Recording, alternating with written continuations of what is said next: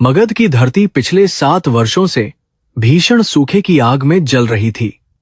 सूर्य की प्रचंड तपिश ने पवित्र नदियों को सुखा दिया था और उपजाऊ भूमि में गहरी और डरावनी दरारें पड़ गई थीं।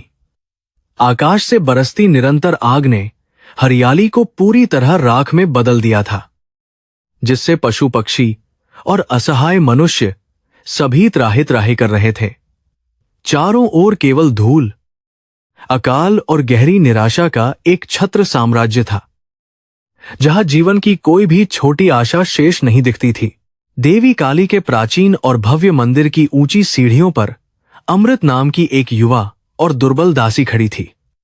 उसके फटे हुए मटमैले वस्त्र और बिखरे हुए रूखे बाल उसकी लंबी विपन्नता की कहानी कह रहे थे, लेकिन उसकी काली आंखों में एक अजीब सी दिव्य चमक थी। वह मंदिर के कठोर नियमों और पाखंडी पुजारियों के क्रूर अत्याचारों को कई वर्षों से चुपचाप सहती आ रही थी। उसकी देह तो दुर्बल थी, परंतु उसका आंतरिक संकल्प महान हिमालय की तरह ही अडिग और पूरी तरह अटूट प्रतीत होता था। महापुजारी चंद्रगुप्त अपनी भारी भरकम देह और असीम अहंकार से भरी क्रूर दृष्टि के साथ मंदिर के मुख्य गर्भगृह से बाहर निकला। उसने अमृत की ओर घृणा और तिरस्कार से देखा और अपनी भारी कर्कश आवाज में उसे अंतिम बलि की तैयारी पूर्ण करने का कठोर आदेश दिया। उसके चेहरे पर धर्म का एक पवित्र मुखौटा था, लेकिन उसके कलुषित भीतर केवल सत्ता, वासना और धन की तीव्र लालसा छिपी हुई थी। वह निर्दोषों के पवित्र खून से पत्थर के निर्जीव देवताओं को प्रसन्न करने का झूठा ढोंग बड़ी चतुराई से रचा रहा था। तभी घोड़ों की तेज टापों की गूंज उठी और मगध के सर्वोच्च और शक्तिशाली अधिपति विक्रमादित्य अपने शस्त्रों से सुसज्जित अंगरक्षकों के साथ मंदिर प्रांगण में प्रविष्ट हुए। उनकी ऊंची कद काठी किसी पौराणिक महान योद्धा जैसी थी और उनके गंभीर चेहरे पर एक अनोखा और डरावना तेज व्याप्त था। वे इस प्राचीन धार्मिक अनुष्ठान को स्वयं अपनी आंखों से देखने आए थे, क्योंकि उनके राज्य की स्थिति अत्यंत दयनीय और चिंताजनक हो चुकी थी। उनकी भारी उपस्थिति ने मंदिर के वातावरण में एक भारी तनाव और गहरा रहस्यमयी सन्नाटा उत्पन्न कर दिया था। मंदिर के मुख्य केंद्र में एक विशाल और प्राचीन पत्थर का कमल स्थित था, जिसके बारे में यह किंवदंती प्रसिद्ध थी कि यह केवल ईश्वरीय कृपा से ही खिलेगा। कई सदियों से यह पत्थर का फूल पूरी तरह सूखा, बेजान और निर्जीव पड़ा हुआ था, जो मगध राज्य के सोए हुए भाग्य का प्रतीक माना जाता था। सामान्य लोग यह विश्वास करते थे कि जब यह कमल खिलेगा, तभी इस सूखी धरती को जल का वरदान प्राप्त होगा। स्वार्थी पुजारी इसे जबरन खिलाने के लिए रोज व्यर्थ के कठिन तंत्र, मंत्र और ढोंग कर रहे थे।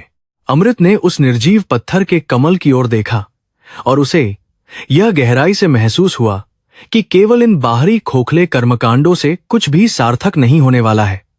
उसने देखा कि कैसे गरीब और भूख से मरते ग्रामीण अपनी अंतिम बची हुई संपत्ति भी धूर्त पुजारियों के चरणों में रोते हुए चढ़ा रहे थे। उसके कोमल हृदय में एक तीव्र और असहनीय वेदना उठी और उसने उसी क्षण तय किया कि वह इस धार्मिक पाखंड को हमेशा के लिए समाप्त करेगी। उसे लगा कि सच्ची भक्ति केवल स्वयं के रक्त और प्राणों की आहुति से ही सिद्ध होती है। उसने अत्यंत सावधानी और चुपचाप अपनी पुरानी ओढ़नी के नीचे छिपे एक छोटे से धारदार और नुकीले पत्थर को निकाला और अपनी हथेली पर एक अत्यंत गहरा घाव कर लिया। उसका गहरा लाल और गर्म रक्त बिजली की गति से रिसने लगा और पत्थर के ठंडे कमल की निर्जीव पंखुड़ियों पर बूंद बूंद गिरने लगा।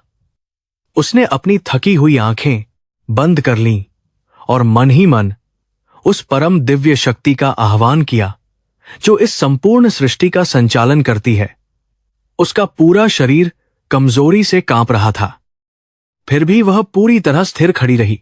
जैसे जैसे रक्त की गर्म बूंदें पत्थर की सूक्ष्म दरारों में समाती गईं, अमृत का चेहरा धीरे धीरे पीला और निस्तेज पड़ने लगा। लेकिन उसकी मौन प्रार्थना और भी अधिक तीव्र और प्रभावशाली हो गई। उसने अपने हृदय के बिल्कुल पास से रक्त की एक और पतली धारा प्रवाहित की, जो सीधे पत्थर के कमल के मुख्य मध्य भाग में जा गिरी। आसपास खड़े सभी श्रद्धालु और सैनिक इस भयानक दृश्य को देखकर पूरी तरह स्तब्ध रह गए और मंदिर में एक श्मशान जैसा सन्नाटा छा गया। किसी की भी इतनी हिम्मत नहीं हुई कि वह इस दासी को रोक सके। महापुजारी चंद्रगुप्त क्रोध और अपमान से पूरी तरह लाल हो उठा और उसने तुरंत अमृत को अपवित्रता फैलाने के संगीन आरोप में बंदी बनाने का कठोर आदेश दिया। उसने चिल्लाकर कहा कि एक नीच दासी का अशुद्ध और तुच्छ रक्त इस अत्यंत पवित्र स्थान को पूरी तरह भ्रष्ट कर रहा है और अब देवता अवश्य ही कुपित हो जाएंगे। पुजारी के क्रूर सिपाही अपनी नंगी तलवारें लेकर आगे बढ़े, लेकिन अचानक कुछ ऐसा दिव्य हुआ जिसने सबकी सांसें रोक दी। मंदिर की सदियों पुरानी नींव कांपने लगी और चारों ओर एक अलौकिक नीली रोशनी फैल गई। वह निर्जीव और ठंडा पत्थर का कमल अचानक तीव्र कंपन करने लगा और उसकी कठोर पाषाण पंखुड़ियां प्रकृति के नियमों को तोड़ते हुए धीरे धीरे खुलने लगीं। देखते ही देखते वह पत्थर का फूल एक जीवंत, कोमल और अलौकिक गहरे लाल रंग के असली कमल में पूर्ण रूप से परिवर्तित हो गया।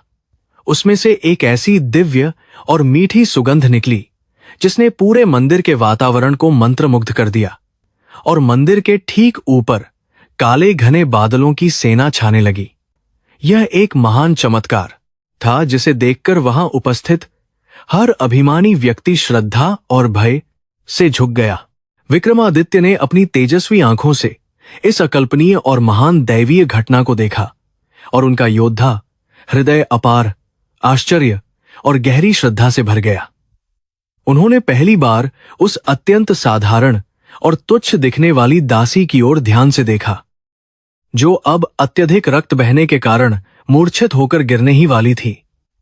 उन्होंने तुरंत अपने ऊंचे स्वर्ण सिंहासन को त्याग दिया और बिजली की तीव्र गति से आगे बढ़कर अमृत को भूमि पर गिरने से पहले ही अपनी शक्तिशाली बाहों में सुरक्षित थाम लिया। एक प्रतापी राजा का एक दासी को स्पर्श करना सभी प्राचीन नियमों के विरुद्ध था। मंदिर में उपस्थित सभी रूढ़िवादी दरबारी और धूर्त पुजारी आपस में कानाफूसी करने लगे कि राजा ने एक अछूत दासी को छूकर अपने महान कुल की मर्यादा को भंग कर दिया है। लेकिन विक्रमादित्य की जलती हुई आंखों में एक अलग ही प्रकार की अग्नि प्रज्वलित थी, जो किसी भी तुच्छ सामाजिक बंधन या मर्यादा को मानने से साफ इनकार कर रही थी। उन्होंने देखा कि अमृत के शांत चेहरे पर एक अलौकिक और स्वर्गीय शांति व्याप्त थी, जैसे उसने अपना सर्वस्व खुशी खुशी अर्पित कर दिया हो। उन्होंने गहराई से महसूस किया कि यह कोई साधारण दासी नहीं है। तभी गर्जना के साथ आकाश में तेज बिजली कड़की और मूसलाधार बारिश होने लगी, जिसने राज्य के 7 साल के लंबे और कष्टदायी सूखे का हमेशा के लिए अंत कर दिया। प्यासे लोग खुशी से पागलों की तरह झूमने लगे और जोर जोर से चिल्लाने लगे कि इस दासी के महान बलिदान ने अंततः इंद्रदेव को प्रसन्न कर दिया है। भीगी मिट्टी की सौंधी और मनमोहक खुशबू पूरी हवा में तैरने लगी और हर तरफ केवल जीवन देने वाला जल ही जल दिखाई देने लगा। यह वर्षा केवल पानी की नहीं थी, बल्कि मगध के एक स्वर्णिम युग की शुरुआत थी। चंद्रगुप्त को अचानक यह तीव्रता से लगा कि उसकी धार्मिक और राजनीतिक सत्ता अब बहुत बड़े खतरे में है, क्योंकि आम लोग अब राजा और उस दासी को देवदूत मान रहे थे। उसने तुरंत अपनी चाल बदली और ऊंचे स्वर में घोषणा की कि यह दासी वास्तव में एक शापित आत्मा है, जिसने अपनी काली माया से सबको भ्रमित किया है। उसने विक्रमादित्य से कड़े लहजे में आग्रह किया कि वे तुरंत इस अशुद्ध स्त्री का त्याग कर दें, अन्यथा पूरे राज्य पर भारी विपत्ति आएगी। उसके स्वर में पुरानी चालाकी और हार का भय साफ झलक रहा था। विक्रमादित्य ने महापुजारी की ओर अपनी म्यान से आधी तलवार बाहर निकालकर स्पष्ट संकेत दिया कि वे अब और अधिक समय तक धार्मिक पाखंडियों के हाथों मूर्ख नहीं बनेंगे। उन्होंने पूरे दरबार में गरजते हुए कहा कि जिस पवित्र रक्त ने इस विनाशकारी सूखे को समाप्त किया है वह कभी भी अशुद्ध या तुच्छ कैसे हो सकता है। उन्होंने पूरे जनसमूह के सामने यह निर्भीकता से स्पष्ट कर दिया कि आज से अमृत कोई साधारण दासी नहीं बल्कि राज्य की सबसे सम्मानित और विशेष अतिथि होगी। उनके इस साहसी निर्णय ने रूढ़िवादी समाज की जड़ों को हिला दिया। प्रतापी राजा ने घायल अमृत को अपनी मजबूत गोद में उठाया और मंदिर की ऊंची सीढ़ियों से सम्मानपूर्वक नीचे उतरने लगे, जबकि शीतल बारिश का पवित्र पानी उनके शरीरों को भिगो रहा था। उनकी गरिमापूर्ण चाल में एक अटूट दृढ़ता थी और उनके कठोर चेहरे पर उस दासी के प्रति एक गहरा सम्मान और आकर्षण पहली बार उभर आया था। वे उसे अपने भव्य राजमहल की ओर ले जा रहे थे, जहां उसका उचित उपचार सबसे योग्य और अनुभवी वैद्यों द्वारा किया जाना था। पूरे वातावरण में एक नई ऊर्जा और आशा का संचार हो रहा था। राजमहल के सुरक्षित और शांत वातावरण के भीतर अमृत को एक अत्यंत कोमल और रेशमी बिस्तर पर लिटाया गया, जो उसके जैसी दासी के लिए किसी असंभव सपने से कम नहीं था। उसकी घायल और सूजी हुई हथेली पर दुर्लभ औषधियां लगाई गईं और उसके धूल भरे चेहरे को पवित्र सुगंधित जल से बहुत सावधानीपूर्वक साफ किया गया। विक्रमादित्य स्वयं उसके बिस्तर के पास ही बैठे रहे, उसकी धीमी सांसों की गति को निरंतर देखते हुए, जो अब धीरे धीरे उपचार के बाद सामान्य और स्थिर हो रही थी। उन्होंने महसूस किया कि अब कुछ बदलने वाला है। जब अमृत ने कई घंटों के बाद धीरे से अपनी थकी हुई आंखें खोलीं, तो उसने खुद को एक विशाल और भव्य कक्ष में पाया, जहां दीवारों पर शुद्ध सोने की नक्काशी चमक रही थी। अपने ठीक सामने खड़े शक्तिशाली राजा को देखकर वह बुरी तरह घबरा गई और शिष्टाचार के लिए उठने का प्रयास करने लगी, लेकिन शारीरिक कमजोरी ने उसे रोक दिया। विक्रमादित्य ने अपनी भारी परंतु शांत स्वर में उसे चुपचाप लेटे रहने का मधुर संकेत दिया और कहा कि अब उसे राज्य में किसी भी व्यक्ति से डरने की तनिक भी आवश्यकता नहीं है। अमृत ने बहुत धीरे से टूटी हुई आवाज में पूछा कि क्या वास्तव में वर्षा हुई और क्या राज्य के मासूम लोग अब प्यास से सुरक्षित हैं? उसकी चिंता स्वयं के बजाय दूसरों के लिए थी। विक्रमादित्य उसकी इस अद्भुत निस्वार्थ भावना और करुणा को देखकर पूरी तरह दंग रह गए और उन्होंने धीमे से अपना सिर हिलाकर सकारात्मक उत्तर दिया। उन्होंने मन ही मन सोचा कि कैसे एक साधारण दासी के भीतर इतनी बड़ी ममता, करुणा और असीम साहस छिपा हो सकता है। उनके मन में उठ रहे अनेक जटिल प्रश्नों का उत्तर भविष्य ही दे सकता था। महल के बाहर अंधेरे गलियारों में अब षड्यंत्रकारियों की गुप्त सुगबुगाहट तेजी से शुरू हो गई थी, जो एक मामूली दासी के इस अचानक हुए उत्थान को किसी भी कीमत पर पचा नहीं पा रहे थे। वे अच्छी तरह जानते थे कि अगर विक्रमादित्य और अमृत भविष्य में एक साथ रहे तो उनकी सदियों पुरानी वर्ण व्यवस्था और उनका सामाजिक प्रभुत्व हमेशा के लिए समाप्त हो जाएगा। उन्होंने अंधेरी और डरावनी रातों में गुप्त बैठकें करना और राजा की नीतियों के विरुद्ध जहरीला प्रचार करना शुरू कर दिया था। एक भीषण युद्ध की अदृश्य नींव अनजाने में रखी गई थी। इधर प्राचीन मंदिर में वह खिला हुआ दिव्य पत्थर का कमल अब भी अपनी अलौकिक लाल आभा बिखेर रहा था, जो भविष्य की सभी अनिश्चितताओं और आने वाले संघर्षों का एकमात्र मौन साक्षी था। वह खिला हुआ कमल केवल एक साधारण फूल नहीं था, बल्कि एक महान सामाजिक क्रांति का जीवंत प्रतीक बन चुका था, जो पूरे आर्यावर्त के इतिहास को बदलने वाला था। देवता भी शायद उस पवित्र आकाश से मुस्कुरा रहे थे, क्योंकि उन्होंने अंततः एक सच्ची और निस्वार्थ आत्मा को उसकी कठिन मंजिल की ओर गौरव के साथ बढ़ते हुए देखा था। मंदिर के प्रांगण में मूसलाधार वर्षा का संगीत गूंज रहा था, जिसने सूखे से झुलसी हुई धरती की प्यास बुझा दी थी। चारों ओर भक्त और नागरिक खुशी से चिल्ला रहे थे। उनके चेहरे पर आनंद के आंसू थे और वे इस महान चमत्कार के लिए देवी के प्रति कृतज्ञता प्रकट कर रहे थे। उसी समय पत्थर के उस खिले हुए दिव्य कमल से एक शांत प्रकाश निकल रहा था, जो सीधे उस मूर्छित दासी अमृत की देह को स्पर्श कर रहा था। विक्रमादित्य ने अपनी बाहों में थमी उस कोमल काया को देखा, जिसकी हथेली से अब भी रक्त की कुछ बूंदें धीरे धीरे टपक रही थीं। उनके मन में एक गहरा द्वंद्व चल रहा था कि एक दासी ने वह कर दिखाया जो राज्य के बड़े बड़े विद्वान और तपस्वी 7 वर्षों में नहीं कर पाए थे। उन्होंने महसूस किया कि सच्ची शक्ति शरीर की बनावट या सामाजिक स्थिति में नहीं, बल्कि आत्मा के साहस और पवित्रता में निहित होती है। महापुजारी चंद्रगुप्त का मुख क्रोध और ईर्ष्या के कारण पूरी तरह विकृत हो गया था, क्योंकि उसका सदियों पुराना वर्चस्व अब खतरे में था। उसने ऊंचे स्वर में घोषणा की कि यह वर्षा केवल एक संयोग है और राजा ने एक अछूत दासी को स्पर्श करके मंदिर की मर्यादा को कलंकित किया है। उसने मांग की कि अमृत को तुरंत मृत्युदंड दिया जाए ताकि देवताओं का क्रोध शांत हो सके और धर्म की रक्षा की जा सके। राजा विक्रमादित्य ने अपनी तलवार की मूठ पर हाथ रखा और उनकी आंखों में चमकती हुई बिजली ने महापुजारी को पीछे हटने पर मजबूर कर दिया। उन्होंने स्पष्ट शब्दों में कहा कि यदि धर्म एक निर्दोष की बलि मांगता है तो वह धर्म पालन करने योग्य नहीं है और आज से नियम बदल दिए जाएंगे। उन्होंने घोषणा की कि जो रक्त राज्य की रक्षा कर सकता है वह कभी भी अपवित्र नहीं हो सकता, चाहे वह किसी दासी का ही क्यों न हो।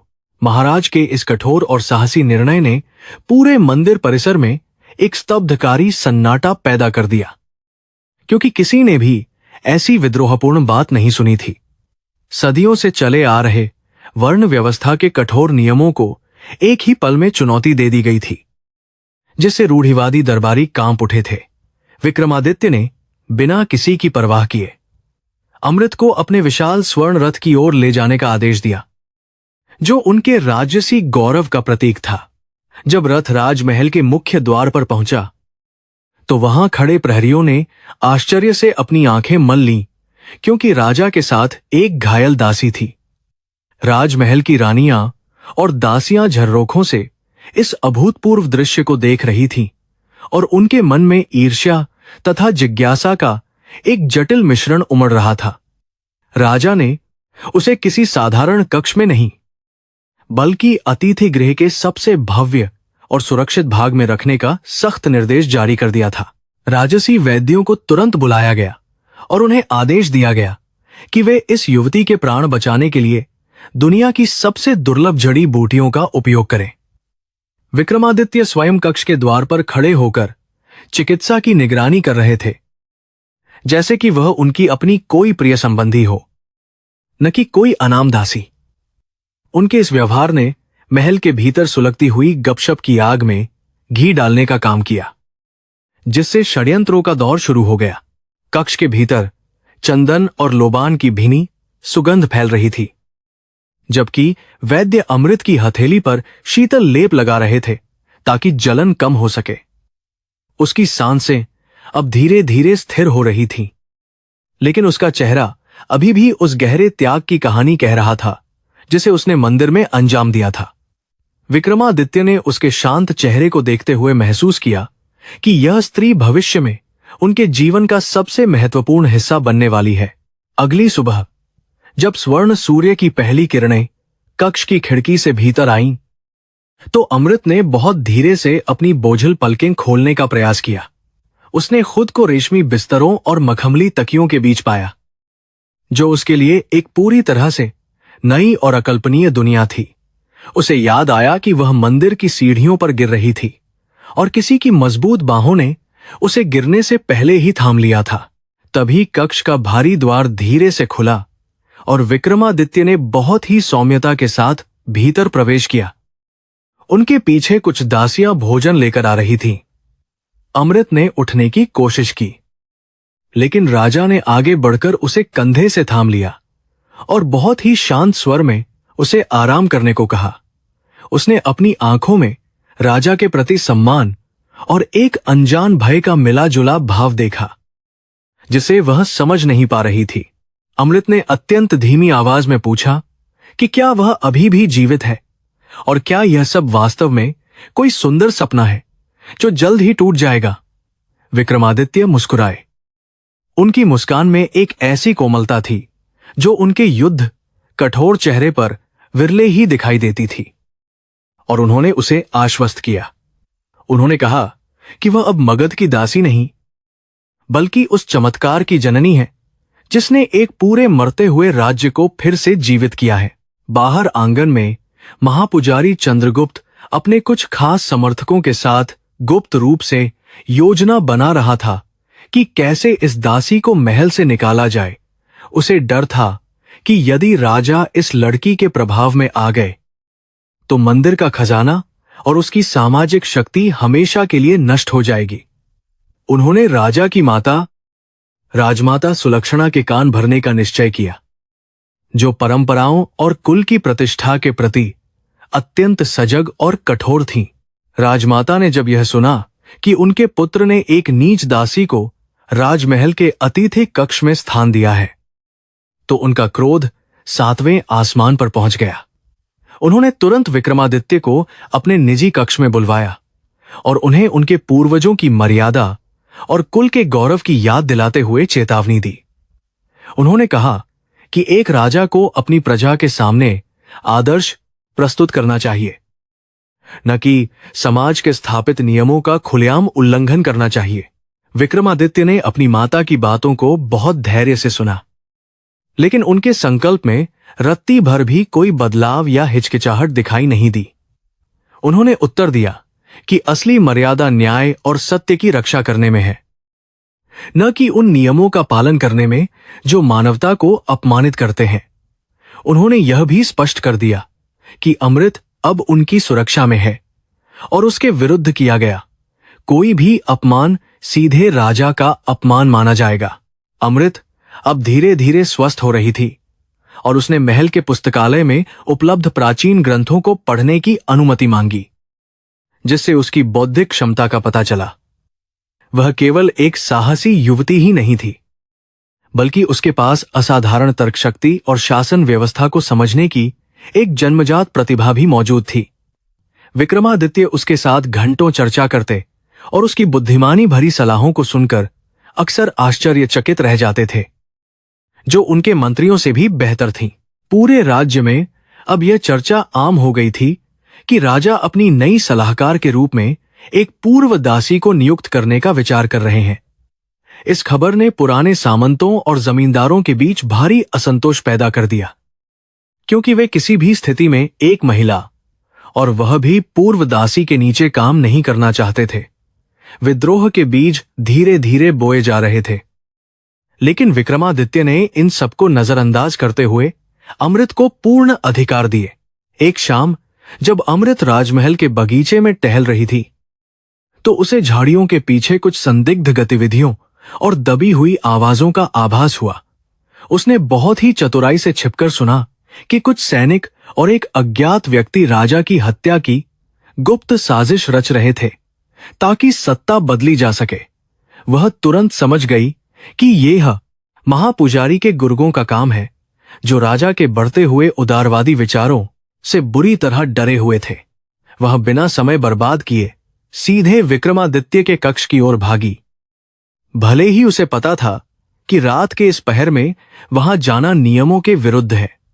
प्रहरियों ने उसे रोकने की कोशिश की, लेकिन उसकी आंखों में व्याप्त दृढ़ता और खतरे की गंभीरता को देखकर वे उसे अंदर जाने देने के लिए मजबूर हो गए। उसने हाफते हुए राजा को पूरी साजिश के बारे में विस्तार से बताया, जिससे राजा की सुरक्षा प्रणाली को तुरंत सक्रिय कर दिया गया। विक्रमादित्य ने अमृत की इस वफादारी और सतर्कता को देखकर उसे गले लगाने की इच्छा महसूस की, लेकिन उन्होंने स्वयं पर नियंत्रण रखा और उसे धन्यवाद दिया। उस रात महल के गुप्त द्वारों पर घात लगाकर बैठे हमलावरों को राजा के सैनिकों ने रंगे हाथों पकड़ लिया और उनके मंसूबों को नाकाम कर दिया। इस घटना ने साबित कर दिया कि अमृत न केवल एक भाग्यशाली युवती है, बल्कि वह राजा की सबसे बड़ी ढाल और रक्षक भी है। अगले दिन सुबह के दरबार में विक्रमादित्य ने उन सभी गद्दारों को सार्वजनिक रूप से मृत्युदंड सुनाया और महापुजारी को कड़ी चेतावनी देते हुए उनके अधिकारों में कटौती कर दी। उन्होंने अमृत को दरबार के सामने बुलाया और उसे राजकीय न्याय मित्र की मानद उपाधि से नवाजा, जो राज्य के इतिहास में एक अभूतपूर्व घटना थी। अब वह केवल एक अतिथि नहीं थी, बल्कि प्रशासन का एक आधिकारिक हिस्सा बन चुकी थी, जिससे विपक्ष पूरी तरह टूट गया। अमृत ने इस सम्मान को बहुत ही विनम्रता से स्वीकार किया, लेकिन उसकी आंखों में अब एक नया आत्मविश्वास और जिम्मेदारी का गहरा भाव साफ दिखाई दे रहा था। उसने महसूस किया कि उसका जीवन अब केवल उसका नहीं रहा, बल्कि वह उन हजारों शोषित लोगों की आवाज बन चुकी है जो न्याय की प्रतीक्षा कर रहे थे। विक्रमादित्य ने गर्व से उसकी ओर देखा और उन्हें लगा कि उन्होंने अंततः अपने जीवन की सबसे बड़ी जंग की सही शुरुआत कर दी है। तभी सभा के मध्य में एक रहस्यमयी दूत पहुंचा, जिसने पड़ोसी शत्रु राज्य की ओर से युद्ध की औपचारिक घोषणा का संदेश दिया, जिससे माहौल अचानक तनावपूर्ण हो गया। शत्रु सेना ने सीमाओं पर हमला कर दिया था और उन्हें लगा था कि मगध के आंतरिक कलह का लाभ उठाकर वे आसानी से विजय प्राप्त कर लेंगे। विक्रमादित्य ने अमृत की ओर देखा और उसकी आंखों में उन्हें भय के बजाय युद्ध की एक रणनीतिक चमक दिखाई दी, जो उनकी जीत का संकेत थी। राजमहल के स्वर्ण गलियारों में अमृत की उपस्थिति एक ठंडी हवा के झोंके की तरह थी, जिसने सदियों से जमी हुई धूल को हिला दिया था। यद्यपि वह अब दासी नहीं थी, फिर भी उसकी आंखों में वही सरलता और हृदय में वही करुणा व्याप्त थी जो उसने मंदिर की दहलीज पर दिखाई थी। वह महल के विलासी जीवन में खो जाने के बजाय राज्य की जर्जर स्थिति और भूखे प्यासे लोगों की समस्याओं पर ध्यान केंद्रित कर रही थी, जो उसकी महानता का परिचायक था। महाराज विक्रमादित्य अपनी सलाहकार की तीक्ष्ण बुद्धि और उसकी सूक्ष्म अवलोकन क्षमता से निरंतर प्रभावित हो रहे थे, जो उनकी उम्मीदों से कहीं अधिक गहरी थी। उन्होंने देखा कि अमृत केवल शास्त्रों का ज्ञान ही नहीं रखती थी, बल्कि उसे भूमि की बनावट और जल के प्रवाह की भी अद्भुत समझ थी। उनके बीच होने वाली लंबी चर्चाएं अक्सर आधी रात तक चलती थीं, जिसमें वे राज्य के पुनर्निर्माण और न्याय व्यवस्था को सुदृढ़ करने की विस्तृत योजनाएं बनाया करते थे, जो मंत्रियों को भी नहीं पता थी। दूसरी ओर महापुजारी चंद्रगुप्त अपनी हार को पचा नहीं पा रहा था और उसने अंधेरी कोठरियों में अपने विश्वासपात्रों के साथ मिलकर एक नई साजिश रची। उसने राज्य के गुप्त जल भंडारों और नहरों को पत्थर और मिट्टी से भरवा दिया था, ताकि वर्षा का जल खेतों तक न पहुंच सके और किसान दुखी रहे। उसका मुख्य उद्देश्य यह सिद्ध करना था कि अमृत की उपस्थिति के कारण देवता फिर से रुष्ट हो गए हैं और राज्य पर फिर से भीषण अकाल का संकट मंडराने लगा है। राजमाता सुलक्षणा के कानों में धीरे धीरे विष घोला जा रहा था कि अमृत वास्तव में कोई देवी नहीं, बल्कि एक अत्यंत चतुर और खतरनाक मायाविनी है। दासी के रूप में उसने अपनी सुंदरता और छद्म बुद्धिमानी से सम्राट के विवेक को पूरी तरह से वश में कर लिया है, जो मगध कुल के लिए घातक है। राजमाता, जो परंपराओं की बेड़ियों में जकड़ी हुई थी, इस बात पर विश्वास करने लगी थी कि उनका पुत्र एक निम्न कुल की स्त्री के प्रभाव में आकर अपना धर्म भूल रहा है। अमृत ने महसूस किया कि महल की दासियां उसे देखकर अपनी नजरें झुका लेती थी और आपस में फुसफुसाते हुए उसे डायन या टोटका करने वाली कहने लगी थी।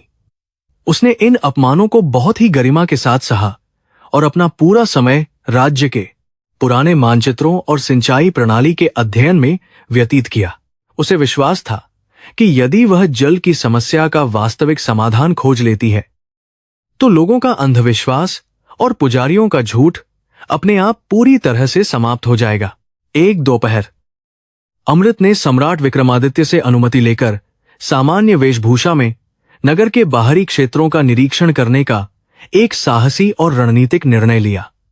उसने देखा कि मूसलाधार वर्षा के बावजूद मुख्य नहरें पूरी तरह सूखी पड़ी थीं और खेतों में मिट्टी पत्थर की तरह कठोर बनी हुई थी। किसानों की आंखों में अब भी वही पुरानी हताशा थी जो सूखे के समय थी, क्योंकि उन्हें लगा कि देवताओं ने उन्हें फिर से बीच मझधार में अकेला छोड़ दिया है। उसने बारीकी से नहरों के किनारों का निरीक्षण किया और पाया कि जलमार्गों को जानबूझकर बड़े पत्थरों और भारी झूठ की बोरियों से बंद किया गया था। यह कोई दैवीय प्रकोप नहीं था, बल्कि महापुजारी के आदमियों द्वारा रची गई एक अत्यंत क्रूर और राजनीतिक साजिश थी, ताकि राजा को अक्षम सिद्ध किया जा सके। अमृत के मन में क्रोध की एक तीव्र लहर उठी, लेकिन उसने अपनी भावनाओं को नियंत्रित किया, क्योंकि वह जानती थी कि उसे प्रमाण के साथ राजा के सामने जाना होगा। जब वह महल वापस लौटी तो उसने देखा कि मुख्य सभा भवन में सम्राट विक्रमादित्य और उनके मंत्रियों के बीच एक अत्यंत गंभीर और तनावपूर्ण बहस चल रही थी। महापुजारी चंद्रगुप्त जोर जोर से चिल्लाकर कह रहा था कि उस अभागी दासी के पैर पड़ते ही राज्य का सौभाग्य फिर से दुर्भाग्य में बदल गया है। उसने मांग की कि अमृत को तुरंत राज्य से निर्वासित कर दिया जाए, ताकि वर्षा का जल फिर से भूमि पर प्रवाहित हो सके और देवताओं का प्रकोप शांत हो सके। अमृत ने बिना किसी संकोच के दरबार के ठीक मध्य में प्रवेश किया और सम्राट के चरणों में झुककर अपना सिर सम्मानपूर्वक नवाया, जिससे वहां उपस्थित सभी लोग चकित रह गए। उसने सम्राट के सामने उन पत्थरों और झूठ की बोरियों के अवशेष रखे, जिन्हें वह गुप्त रूप से अपने साथ लाई थी, ताकि सच्चाई सबके सामने आ सके। उसने पूरी सभा को चुनौती देते हुए कहा कि सत्य कभी छिपता नहीं है और मानव निर्मित बाधाओं को देवताओं का प्रकोप बताना सबसे बड़ा पाप है। सम्राट विक्रमादित्य ने उन अवशेषों को देखा और उनकी आंखों में क्रोध की ज्वाला प्रज्वलित हो गई, क्योंकि उन्हें अपनी ही प्रजा के साथ हुए विश्वासघात का एहसास हुआ। उन्होंने तुरंत अपने सबसे भरोसेमंद सेनापति को आदेश दिया कि वे उन स्थलों पर जाएं और नहरों को अवरुद्ध करने वाले दोषियों को तुरंत बंदी बनाकर दरबार में लाएं। महापुजारी का चेहरा इस अचानक हुए खुलासे से सफेद पड़ गया और उसे लगा कि उसकी बरसों की सत्ता की नींव अब बुरी तरह से हिलने लगी है। अमृत ने सम्राट को सुझाव दिया कि केवल नहरों को खोलना पर्याप्त नहीं होगा, बल्कि उन्हें एक नई और उन्नत सिंचाई प्रणाली का निर्माण करना होगा, जो भविष्य में सूखे से लड़ सके। उसने अपने द्वारा तैयार किए गए मानचित्र सम्राट के सामने रखे, जिसमें ऊंचे क्षेत्रों से पानी को नीचे लाने के लिए गुरुत्वाकर्षण के सिद्धांत का कुशलतापूर्वक उपयोग किया गया था। उसकी इंजीनियरिंग और रणनीतिक सोच को देखकर सम्राट के साथ साथ राज्य के प्रमुख वास्तुकार भी पूरी तरह से अवाक और निरुत्तर रह गए। महल के भीतर का वातावरण अब और भी अधिक हिंसक और षड्यंत्रकारी हो गया था, क्योंकि अमृत की शक्ति और प्रतिष्ठा दिन प्रतिदिन तेजी से बढ़ती ही जा रही थी। विरोधियों ने अब अमृत के चरित्र पर कीचड़ उछालना शुरू कर दिया और यह अफवाह फैला दी कि वह रात के समय श्मशान में जाकर तांत्रिक क्रियाएं करती है। इन निराधार बातों ने नगर के भोले भाले लोगों के मन में भय पैदा कर दिया, जो अपनी हर छोटी परेशानी के लिए अब अमृत को ही दोषी मानने लगे थे। एक रात सम्राट विक्रमादित्य अमृत के कक्ष में पहुंचे और उन्होंने उसे अकेले बैठकर पुराने ताड़पत्रों पर कुछ गंभीर लिखते हुए पाया, जो उसकी अटूट कर्तव्यनिष्ठा का प्रमाण था। उन्होंने उसके पास जाकर बहुत कोमलता से कहा कि वे जानते हैं कि उसे कितनी कठिनाइयों और घृणा का सामना करना पड़ रहा है, फिर भी वह अडिग है। सम्राट की आवाज में एक ऐसा अपनापन और स्नेह था जिसने अमृत के हृदय की कोमल भावनाओं को पहली बार गहराई से स्पर्श कर लिया। अमृत ने उत्तर दिया कि एक योद्धा के लिए युद्ध का मैदान केवल रणभूमि नहीं होती, बल्कि सत्य और न्याय के लिए लड़ना भी उसके जीवन का सबसे बड़ा धर्म है। उसने सम्राट को आश्वस्त किया कि वह तब तक पीछे नहीं हटेगी जब तक मगध का अंतिम व्यक्ति खुशहाल न हो जाए, और उसे अपनी सुरक्षा की चिंता नहीं है। उसकी इस वीरता और निस्वार्थ प्रेम ने विक्रमादित्य को यह विश्वास दिला दिया कि यही वह नारी है जिसे वे अपना सब कुछ सौंप सकते हैं। अगली सुबह राजमाता ने एक सार्वजनिक भोज का आयोजन किया, जिसमें उन्होंने अमृत को अपमानित करने के लिए उसे अन्य दासियों के साथ बैठने और सेवा करने का आदेश दिया। सम्राट ने इसे अपनी आंखों से देखा और वे बीच में ही हस्तक्षेप करने वाले थे, लेकिन अमृत ने उन्हें आंखों के इशारे से रोक दिया और मुस्कुराकर सेवा की। उसने यह सिद्ध कर दिया कि सेवा करना कोई छोटा काम नहीं है और अहंकार को पराजित करने के लिए विनम्रता ही सबसे बड़ा और अचूक अस्त्र है। जैसे जैसे दिन बीतते गए, अमृत द्वारा सुझाई गई सिंचाई परियोजना के सकारात्मक परिणाम जमीन पर दिखने लगे और सूखे खेतों में फिर से हरियाली की नई लहर दौड़ने लगी।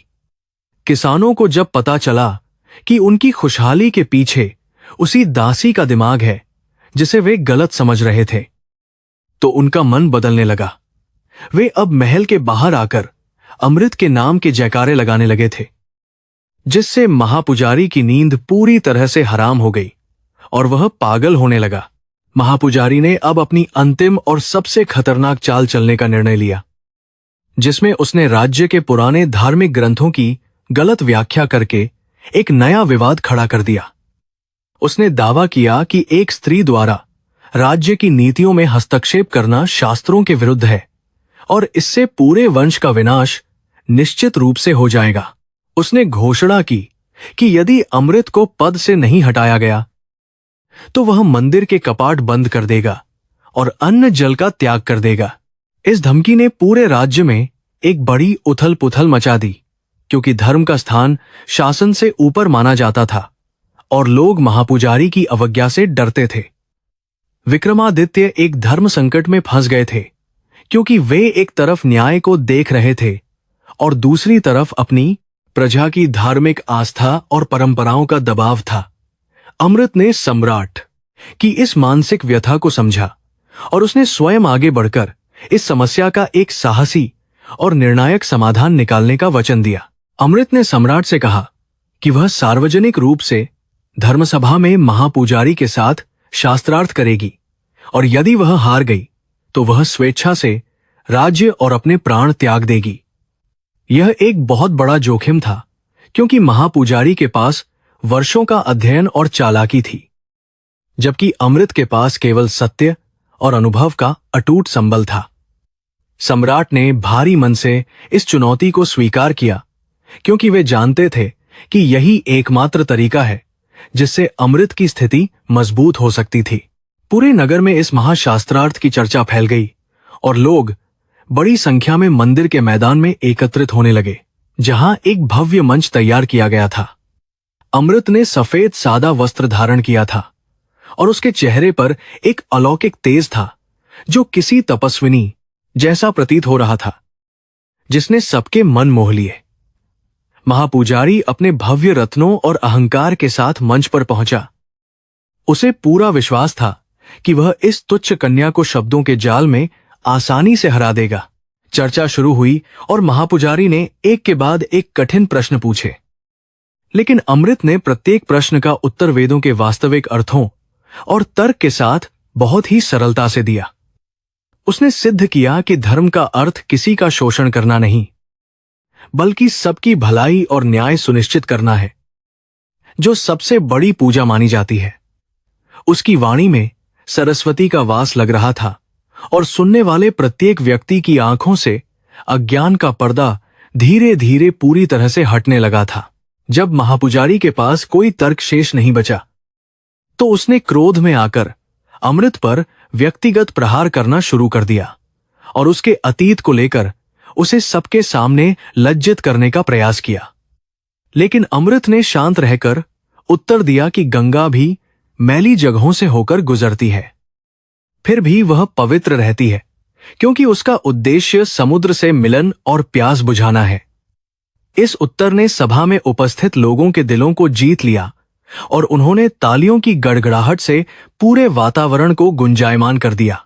विक्रमादित्य ने गर्व के साथ अपनी होने वाली रानी की ओर देखा और उन्हें महसूस हुआ कि वे अब अकेले नहीं हैं, बल्कि उनके साथ एक ऐसी शक्ति है जो अजेय है। महापुजारी अपनी हार स्वीकार नहीं कर पा रहा था और उसने गुस्से में आकर सभा छोड़कर जाने का प्रयास किया, लेकिन लोगों ने उसे घेर लिया और जवाब मांगा। यह अमृत की बौद्धिक और नैतिक विजय थी, जिसने मगध के इतिहास में एक नया अध्याय जोड़ दिया था और अंधकार को मिटा दिया था।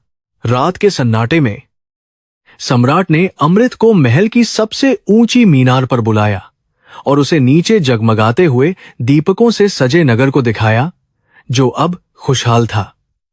उन्होंने बहुत ही गंभीरता से अमृत का हाथ थाम लिया और उससे पूछा कि क्या वह जीवन भर के लिए उनकी संगिनी और इस महान साम्राज्य की सहशासिका बनेगी। अमृत की आंखों में आंसू आ गए और उसने सम्राट की आंखों में वही समर्पण और अटूट विश्वास देखा जिसकी उसे हमेशा से तलाश थी, और उसने हां कह दिया। हालांकि यह शांति केवल एक तूफान के आने से पहले की खामोशी थी, क्योंकि महापुजारी ने अब पड़ोसी शत्रु राज्यों को गुप्त संदेश भेजकर आक्रमण के लिए आमंत्रित कर दिया था। वह हार मानकर बैठने वालों में से नहीं था और उसे लगा कि यदि वह मगध का नहीं रह सकता तो वह उसे पूरी तरह से नष्ट कर देगा। अमृत और विक्रमादित्य अपनी खुशियों में डूबे थे, लेकिन सीमा पर शत्रु सेना की काली छाया धीरे धीरे और चुपचाप बढ़ने लगी थी।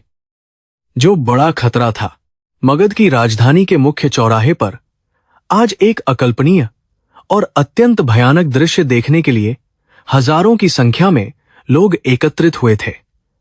सूर्य की पहली किरणें निकलते ही वातावरण में एक अजीब सी बेचैनी और भारी सन्नाटा छा गया था, क्योंकि आज एक दासी की पवित्रता की अग्नि परीक्षा होनी थी। ऊंचे मंच पर सूखी लकड़ियों का एक विशाल ढेर लगाया गया था, जिसे देखकर किसी भी सामान्य मनुष्य का हृदय कांप सकता था। महापुजारी चंद्रगुप्त के चेहरे पर एक कुटिल और विजयी मुस्कान तैर रही थी, क्योंकि उसे पूरा विश्वास था कि आज उसका सबसे बड़ा कांटा हमेशा के लिए मिट जाएगा। सम्राट विक्रमादित्य अपने ऊंचे सिंहासन पर बैठे थे, लेकिन उनका मन अशांत सागर की तरह हिलोरें ले रहा था और उनकी मुट्ठियां क्रोध के कारण कस गई थीं। वे अच्छी तरह जानते थे कि यह अग्नि परीक्षा केवल एक परंपरा नहीं, बल्कि एक सुनियोजित षड्यंत्र है जो अमृत के जीवन को समाप्त करने के लिए रचा गया है। उन्होंने कई बार अमृत को इस आत्मघाती कदम से रोकने का प्रयास किया था, लेकिन उस साहसी युवती ने न्याय के लिए अपने प्राणों की बाजी लगाने का दृढ़ निश्चय कर लिया था। सम्राट की आंखों में अपनी प्रिय के प्रति असीम प्रेम और उसे खोने का एक गहरा अनजाना डर साफ झलक रहा था। अमृत ने श्वेत रेशमी वस्त्र धारण किए थे और उसके चेहरे पर किसी दिव्य अप्सरा जैसा शांत और अडिग भाव था, जो उसकी आंतरिक शक्ति का प्रमाण दे रहा था। उसने मंच की ओर बढ़ते हुए एक बार भी पीछे मुड़कर नहीं देखा, क्योंकि उसका उद्देश्य केवल अपनी जान बचाना नहीं, बल्कि सत्य की विजय सुनिश्चित करना था। उसने पिछले कई घंटों से गुप्त रूप से एक विशेष जड़ी बूटी के अर्क का सेवन किया था और उसे अपने पूरे शरीर पर मल लिया था, जो गर्मी को सोखने की क्षमता रखती थी। उसकी वैज्ञानिक दृष्टि ने उसे इस कठिन समय में एक अदृश्य सुरक्षा कवच प्रदान किया था। महापुजारी ने वेद मंत्रों का उच्चारण शुरू किया, लेकिन उनके स्वर में भक्ति के बजाय प्रतिशोध की कड़वाहट और अहंकार का स्पष्ट पुट था, जो कानों को चुभ रहा था। उसने आग के ढेर के नीचे गुप्त रूप से अत्यंत ज्वलनशील तेल और गंधक छिड़कवाया था, ताकि आग की लपटें सामान्य से अधिक ऊंची और विनाशकारी रूप से प्रचंड उठें। उसकी योजना यह थी कि अमृत जैसे ही आग के पास पहुंचे, वह तुरंत भस्म हो जाए और किसी को भी उसकी बुद्धिमत्ता का लाभ उठाने का मौका न मिले। इस विश्वासघाती कृत्य ने धर्म के नाम पर मानवता का गला घोंट दिया था। भीड़ में से कुछ लोग अमृत के पक्ष में प्रार्थना कर रहे थे, जबकि कुछ अन्य पुजारी के प्रभाव में आकर उसे कोस रहे थे और अपशब्दों का प्रयोग कर रहे थे। सामाजिक विभाजन अपनी चरम सीमा पर था और पूरा नगर दो गुटों में बंट गया था, जहां एक तरफ अंधविश्वास था और दूसरी तरफ एक लड़की की अटूट हिम्मत। अमृत ने जलते हुए अंगारों की ओर अपना पहला कदम बढ़ाया और पूरे मैदान में एक ऐसी गूंज उठी जैसे कोई महान युद्ध शुरू होने वाला हो। उसकी स्थिरता ने कई लोगों के मन में उठ रहे संदेह के बादलों को एक पल में पूरी तरह साफ कर दिया था। विक्रमादित्य ने अपने सेनापति को संकेत दिया कि यदि आग की लपटें अनियंत्रित हुईं, तो वे तुरंत हस्तक्षेप करेंगे, चाहे इसके लिए उन्हें गृहयुद्ध ही क्यों न करना पड़े। उनका प्यार किसी भी राजकीय मर्यादा से ऊपर था और वे अपनी आंखों के सामने अमृत को जलते हुए देखने का साहस बिल्कुल नहीं जुटा पा रहे थे। उनकी तलवार म्यान से थोड़ी बाहर निकल आई थी और उनके अंगरक्षक भी किसी भी अप्रिय स्थिति के लिए पूरी तरह तैयार खड़े थे। माहौल इतना तनावपूर्ण था कि एक छोटी सी चिंगारी भी पूरे नगर को भस्म करने के लिए पर्याप्त लग रही थी। अमृत ने धधकती हुई आग के बिल्कुल बीच में प्रवेश किया और लपटों ने उसे चारों ओर से एक सुनहरे घेरे की तरह घेर लिया, जिससे दृश्य अत्यंत डरावना हो गया। लेकिन उसने घबराने की बजाय एक विशेष योग क्रिया के माध्यम से अपनी सांसों को नियंत्रित किया और अपने मन को पूरी तरह से शून्य की स्थिति में ले गई। उसने देखा कि आग की गर्मी उस पर प्रभाव नहीं डाल पा रही थी, क्योंकि जड़ी बूटियों का लेप उसकी त्वचा की पूरी तरह से रक्षा कर रहा था। यह एक चमत्कार नहीं था, बल्कि प्राचीन भारतीय आयुर्वेद के गहन ज्ञान और उसकी अपनी सूझबूझ का अद्भुत परिणाम था। कुछ मिनट बीत गए और आग की लपटें धीरे धीरे शांत होने लगीं। लेकिन वहां उपस्थित लोगों की धड़कनें तेज होती जा रही थीं, क्योंकि धुआं बहुत घना था। जब धुआं हटा तो लोग यह देखकर पूरी तरह स्तब्ध रह गए कि अमृत का न तो एक बाल जला था और न ही उसके वस्त्रों पर कोई आंच आई थी। वह आग के बीच से एक देवी की तरह बाहर निकली। उसके चेहरे पर एक अलौकिक मुस्कान थी, जिसने महापुजारी के आत्मविश्वास को पूरी तरह से धूल में मिला दिया। भीड़ में एक पल के लिए सन्नाटा छा गया और फिर चारों ओर जयकारे गूंज उठे। अमृत ने बाहर आते ही सीधे सम्राट की ओर कदम बढ़ाया, लेकिन रास्ते में वह एक विशेष स्थान पर रुकी, जहां लकड़ियों का एक हिस्सा अभी भी जल रहा था। उसने अपनी उंगली से राख को हटाकर नीचे से एक छोटी सी नली और तेल के निशान दिखाए, जो महापुजारी के सेवकों ने वहां छिपा कर रखे थे। उसने गरजते हुए कहा कि ये अग्नि परीक्षा पवित्र नहीं थी, बल्कि इसे हत्या के औजार के रूप में इस्तेमाल किया गया था, ताकि सत्य को जलाया जा सके। इस खुलासे ने पूरे जनसमूह के भीतर महापुजारी के प्रति भारी आक्रोश और तीव्र घृणा पैदा कर दी। सम्राट विक्रमादित्य ने उन सबूतों को देखा और उनका क्रोध सीमा पार कर गया। उन्होंने तुरंत अपने सैनिकों को महापुजारी और उसके सहयोगियों को बंदी बनाने का आदेश दिया। उन्होंने घोषणा की कि जिस व्यक्ति ने धर्म की आड़ में एक निर्दोष की जान लेने की कोशिश की है, वह मंदिर के पद के योग्य कभी नहीं हो सकता। सैनिकों ने रोते हुए और गिड़गिड़ाते हुए चंद्रगुप्त को बेड़ियों में जकड़ लिया और उसे काल कोठरी की ओर ले गए, जहां उसकी सत्ता का अंत हुआ। प्रजा ने सम्राट के इस न्यायप्रिय और साहसी निर्णय का पूरे दिल से स्वागत किया। अमृत ने सम्राट के पास पहुंचकर उन्हें प्रणाम किया, लेकिन विक्रमादित्य ने उसे अपने पास खींच लिया और उसके माथे को बहुत ही गर्व और स्नेह के साथ चूम लिया। उन्होंने पूरी जनता के सामने स्वीकार किया कि अमृत न केवल उनकी सलाहकार है, बल्कि वह मगध की होने वाली महारानी और उनके जीवन का आधार भी है। इस घोषणा ने सभी पुराने अवरोधों को तोड़ दिया और लोगों ने एक स्वर में अपनी नई रानी का अभिनंदन किया। अमृत की आंखों में जीत के आंसू थे, क्योंकि उसने न केवल अपनी जान बचाई थी, बल्कि न्याय की रक्षा भी की थी। उस शाम राजमहल में एक विशेष उत्सव का आयोजन किया गया, जहां अमृत को राजकीय सम्मान के साथ ऊंचे आसन पर बिठाया गया और उसकी वीरता की गाथाएं गाई गईं। लेकिन वह अभी भी अपनी सफलता के मद में नहीं थी, बल्कि वह आने वाले खतरों के बारे में सोच रही थी जो सीमा पार से आ रहे थे। उसने सम्राट से एकांत में चर्चा की कि महापुजारी के पकड़े जाने के बाद उसके कुछ गुप्त साथी शत्रु सेना के साथ मिलकर हमला कर सकते हैं। उसकी इस दूरदर्शिता ने सम्राट को एक त्रिंदोल की बार फिर चकित कर दिया और उन्होंने तुरंत युद्ध की तैयारी शुरू कर दी। अमृत ने सैनिकों के प्रशिक्षण में भी अपना योगदान देना शुरू किया। उसने उन्हें प्राचीन युद्ध कलाओं और छद्म युद्ध की नई तकनीकों के बारे में जानकारी दी जो उसने शास्त्रों में पढ़ी थीं। उसने बताया कि कैसे कम संख्या में सैनिक भी अपनी बुद्धि और भौगोलिक स्थिति का लाभ उठाकर एक विशाल सेना को पराजित कर सकते हैं। उसके इन सुझावों ने मगध की सेना में एक नई ऊर्जा और आत्मविश्वास भर दिया, जिससे वे किसी भी चुनौती का सामना करने के लिए तैयार थे। विक्रमादित्य ने महसूस किया कि उन्हें एक ऐसी जीवन संगिनी मिली है जो हर क्षेत्र में श्रेष्ठ है। महल के गुप्तचरों ने खबर दी कि पड़ोसी राज्य के राजा मालवा के सेनापति ने मगध की सीमाओं पर अपनी सेना का जमावड़ा शुरू कर दिया है और वे किसी भी समय आक्रमण कर सकते हैं। यह युद्ध केवल भूमि के लिए नहीं था, बल्कि पुरानी विचारधारा और अमृत के नए युग के बीच का एक निर्णायक मुकाबला होने वाला था।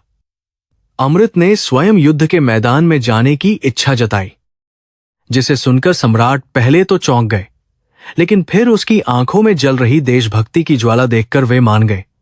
दोनों ने मिलकर जीत की एक गुप्त रणनीति तैयार की। राजमाता सुलक्षणा, जो अब तक अमृत का विरोध कर रही थी, उसकी बुद्धिमानी और साहस को देखकर पूरी तरह से बदल गई थी और उन्होंने उसे अपनी आशीर्वाद स्वरूप स्वर्णमाला भेंट की।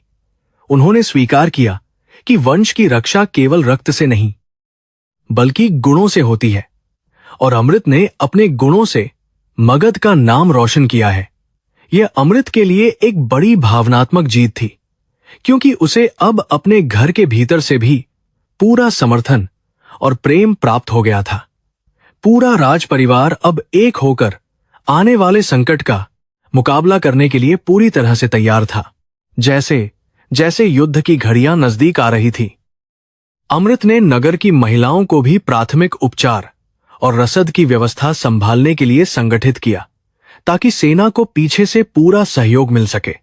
उसने सिद्ध कर दिया कि एक नारी केवल घर के भीतर ही नहीं, बल्कि राष्ट्र की सुरक्षा में भी उतनी ही महत्वपूर्ण भूमिका निभा सकती है जितनी कि एक पुरुष। उसकी इस पहल ने समाज की सोच में एक क्रांतिकारी बदलाव लाया और मगध की हर बेटी अब खुद को सुरक्षित और गौरवान्वित महसूस करने लगी थी।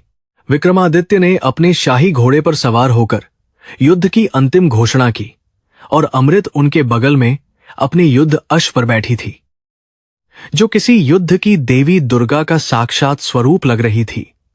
उनकी सेना ने हर हर महादेव के नारों के साथ प्रस्थान किया और पूरा वातावरण वीरता के गीतों से गूंज उठा, जो जीत का संकेत दे रहे थे। यह यात्रा केवल एक सैन्य अभियान नहीं थी, बल्कि एक नए और गौरवशाली भविष्य की ओर बढ़ाया गया पहला कदम था, जहां केवल योग्यता का सम्मान होना था। सीमा पर पहुंचकर उन्होंने देखा कि शत्रु सेना की संख्या उनकी तुलना में 3 गुना अधिक थी, लेकिन मगध के सैनिकों के चेहरों पर डर का कोई नामो निशान नहीं था, क्योंकि उनके साथ उनकी प्रेरणा थी। अमृत ने मानचित्र पर शत्रु के कमजोर बिंदुओं को चिन्हित किया और सम्राट को बताया कि वे सीधे हमले के बजाय उन्हें जंगल की घाटियों में फंसाकर समाप्त कर सकते हैं। सम्राट ने उसकी योजना पर पूरा भरोसा किया और अपनी सेना को अलग अलग टुकड़ियों में बांट दिया, ताकि शत्रु को चारों तरफ से घेरा जा सके। रात के अंधेरे में जब शत्रु सेना गहरी नींद में थी, अमृत ने अपनी चुनिंदा टुकड़ी के साथ उनके रसद भंडार पर हमला किया और उनकी आपूर्ति श्रृंखला को पूरी तरह से नष्ट कर दिया।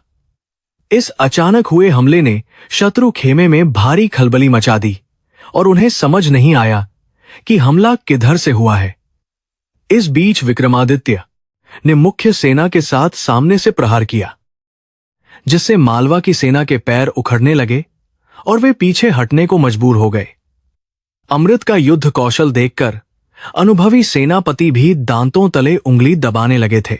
भीषण युद्ध कई दिनों तक चला और मैदान खून से लाल हो गया, लेकिन अमृत और विक्रमादित्य ने कभी हार नहीं मानी और वे हमेशा अग्रिम पंक्ति में रहकर लड़ते रहे। अंततः शत्रु राजा को युद्ध के मैदान में ही बंदी बना लिया गया और उसकी सेना ने आत्मसमर्पण कर दिया, जिससे मगध की एक ऐतिहासिक और गौरवशाली विजय सुनिश्चित हुई। यह जीत केवल हथियारों की नहीं थी, बल्कि उस अटूट प्रेम और विश्वास की थी जो अमृत और विक्रमादित्य के बीच पिछले कुछ समय में विकसित हुआ था। विजयी सेना जब वापस मगध की ओर बढ़ी तो पूरे रास्ते में लोगों ने फूलों की वर्षा की और अपनी वीरांगना रानी के नाम के नारे लगाए, जिन्होंने अपनी बुद्धि से राज्य को बचा लिया था। सम्राट ने घोषणा की कि इस जीत का असली श्रेय अमृत को जाता है, क्योंकि उसकी रणनीति के बिना यह विजय संभव नहीं होती। अमृत ने विनम्रता से यह सम्मान सभी सैनिकों और जनता को समर्पित कर दिया, जिससे उसकी लोकप्रियता और भी बढ़ गई। अब वह केवल एक रानी नहीं थी, बल्कि पूरे मगध का गौरव और अस्मिता बन चुकी थी। महल में पहुंचने के बाद विक्रमादित्य ने अमृत के हाथों में मगध का राजकीय राजदंड थमा दिया और उसे साम्राज्य के पद पर प्रतिष्ठित किया, जो एक ऐतिहासिक क्षण था। उन्होंने कहा कि आज से वे दोनों मिलकर राज्य का शासन करेंगे और न्याय व्यवस्था में अमृत का निर्णय अंतिम माना जाएगा। इस निर्णय ने पुरानी पितृसत्तात्मक व्यवस्था को एक करारा जवाब दिया और महिला सशक्तिकरण की एक नई मिसाल कायम की। अमृत ने भगवान को धन्यवाद दिया कि उन्होंने उसे इस योग्य बनाया कि वह अपने लोगों की सेवा कर सके। अग्नि परीक्षा से शुरू हुआ यह सफर अब एक महान साम्राज्य की स्थापना तक पहुंच गया था, जहां प्यार और कर्तव्य का एक सुंदर संगम देखने को मिल रहा था। अमृत ने महसूस किया कि उसकी रगों में बहने वाले जिस रक्त ने कभी सूखे कमल को खिलाया था, उसी ने आज एक पूरे राष्ट्र को नया जीवन और नई दिशा प्रदान की है। उसकी कहानी अब केवल एक दासी की कहानी नहीं रही, बल्कि वह सदियों तक आने वाली पीढ़ियों के लिए प्रेरणा का एक अखंड स्रोत बन चुकी थी। अमृत ने अब दासी का चोगा पूरी तरह त्याग दिया था और वह मगध की सबसे शक्तिशाली मंत्रणाकार बन चुकी थी। उसकी देखरेख में राज्य में व्यापक सामाजिक सुधार लागू किए गए, जिससे सदियों पुरानी गुलामी की प्रथा को जड़ से उखाड़ फेंका गया। भूमिहीनों को कृषि के लिए उचित भूमि आवंटित की गई और ऊंच नीच के भेदभाव को कानूनन अपराध घोषित कर दिया गया। आम जनता अब उसे श्रद्धा से मुक्तिदात्री कहने लगी थी, क्योंकि उसने उन्हें सामंतों के चंगुल से हमेशा के लिए आजाद करा दिया था और उनके जीवन में नया प्रकाश भर दिया था। सम्राट विक्रमादित्य अपनी इस विलक्षण संगिनी के अटूट साहस और सूक्ष्म न्याय दृष्टि को देखकर निरंतर चकित रहते थे। उन्होंने महसूस किया कि अमृत के आने से न केवल राज्य की तिजोरी भरी थी, बल्कि लोगों के मुरझाए हुए चेहरों पर सच्ची मुस्कान भी वापस आई थी। वे अक्सर राज दरबार के भारी कामों से थककर अमृत के साथ एकांत में समय बिताते थे, जहां वे अपनी युद्ध नीतियों और भविष्य के सपनों पर गहराई से विचार विमर्श करते थे। सम्राट के कठोर योद्धा हृदय में अब कोमल प्रेम की लहरें उठने लगी थीं, जो उन्हें एक नई शांति प्रदान करती थी। एक सुनहरी शाम महल के विशाल अखाड़े में विक्रमादित्य ने अमृत को प्राचीन भारतीय शस्त्र विद्या के गुप्त गुर सिखाने का निर्णय लिया। उन्होंने उसके हाथों में एक हल्की लेकिन अत्यंत धारदार तलवार थमाई और उसे शत्रुओं के वार को चतुराई से काटने का अभ्यास कराया। अभ्यास के दौरान जब उनकी तलवारें आपस में टकराती थीं, तो उन दोनों की आंखों में एक दूसरे के प्रति अगाध सम्मान और आकर्षण की दिव्य चमक दिखाई देती थी। युद्ध कला का यह प्रशिक्षण केवल आत्मरक्षा के लिए नहीं था, बल्कि उनके आत्मिक मिलन का एक सुंदर माध्यम बन गया था। अमृत ने सम्राट को सिखाया कि कैसे अपनी प्रजा की अनकही पीड़ा को केवल उनकी आंखों को देखकर समझा जा सकता है। वह उन्हें साधारण वेश में नगर की तंग गलियों और गरीब बस्तियों में ले जाती थी, ताकि वे वास्तविकता से सीधे जुड़ सकें। विक्रमादित्य ने पहली बार महसूस किया कि शासन केवल दंड और भय से नहीं, बल्कि प्रेम और सहानुभूति के सेतु से ही सफलतापूर्वक चलाया जा सकता है। अमृत के इन मानवीय पाठों ने सम्राट को एक क्रूर योद्धा से एक महान और जनप्रिय शासक में पूरी तरह परिवर्तित कर दिया था, जिसे जनता पूजती थी। परंतु शांति की इस लहर के नीचे महापुजारी चंद्रगुप्त के प्रतिशोध की ज्वाला अभी भी गुप्त कालकोठरी की सलाखों के पीछे दहक रही थी। उसने अपने गुप्तचरों के माध्यम से पड़ोसी राज्यों के लालची राजाओं के साथ एक बहुत ही भयानक और विश्वासघाती गठबंधन कर लिया था। वह मगध की इस नई उदारवादी व्यवस्था को पूरी तरह ध्वस्त करके फिर से पुरानी कट्टरपंथी सत्ता स्थापित करने का सपना देख रहा था। उसे अमृत की बुद्धिमत्ता से कहीं अधिक अपनी वर्षों पुरानी चालाकी और बाहरी सैन्य सहायता पर अटूट और अंधा भरोसा था, जो उसे विनाश की ओर ले जा रहा था। अमृत और विक्रमादित्य का प्रेम अब महल की चारदीवारी से बाहर निकलकर पूरे मगध की लोक कथाओं का हिस्सा बनने लगा था। लोग उनके अटूट बंधन को शिव और शक्ति के मिलन के समान पवित्र और शक्तिशाली मानने लगे थे। एक रात जब पूरा महल सो रहा था, वे दोनों गंगा के तट पर टहलने निकले और उन्होंने एक दूसरे का हाथ थामकर राज्य की खुशहाली की शपथ ली। अमृत ने महसूस किया कि उसका जीवन अब केवल अस्तित्व के लिए नहीं है, बल्कि एक महान उद्देश्य की पूर्ति के लिए समर्पित हो चुका है, जिससे वह पीछे नहीं हटेगी। अमृत ने भूमि सुधार के लिए एक नई योजना प्रस्तुत की, जिसके तहत सामंतों के पास जमा अतिरिक्त भूमि को भूमिहीन कृषकों में बांट दिया गया। इस साहसी कदम ने राज्य की कृषि उत्पादकता को दोगुना कर दिया और किसानों को जाल के जाल से हमेशा के लिए मुक्त करा दिया। हालांकि इस नीति ने पुराने जमींदारों को सम्राट के विरुद्ध कर दिया था, लेकिन अमृत ने उन्हें करों में कुछ रियायतें देकर चतुराई से शांत रखा। उसकी कूटनीति का कोई भी सानी नहीं था, क्योंकि वह जानती थी कि कब शक्ति दिखानी है और कब लचीलापन अपनाना है, जो सफल शासन का आधार है। महापुजारी चंद्रगुप्त ने कालकोठरी से गुप्त संदेश भेजकर पड़ोसी देश के राजा कुरु को मगध की आंतरिक स्थिति की भ्रामक जानकारी पहुंचाई। उसने दावा किया कि विक्रमादित्य एक दासी के प्रेम में अंधे होकर राजकाज से विमुख हो गए हैं और सेना में भारी असंतोष व्याप्त है। राजा कुरु, जो मगध की उपजाऊ भूमि पर कब्जा करने का वर्षों से सपना देख रहा था, इस अवसर को गंवाना नहीं चाहता था। उसने अपनी विशाल सेना को सीमाओं की ओर बढ़ने का गुप्त आदेश दिया और मगध के भीतर छिपे गद्दारों को विद्रोह के लिए पूरी तरह तैयार किया। महल के भीतर भी कुछ पुराने दरबारी अमृत के प्रभाव को कम करने के लिए रोज नए प्रपंच रच रहे थे।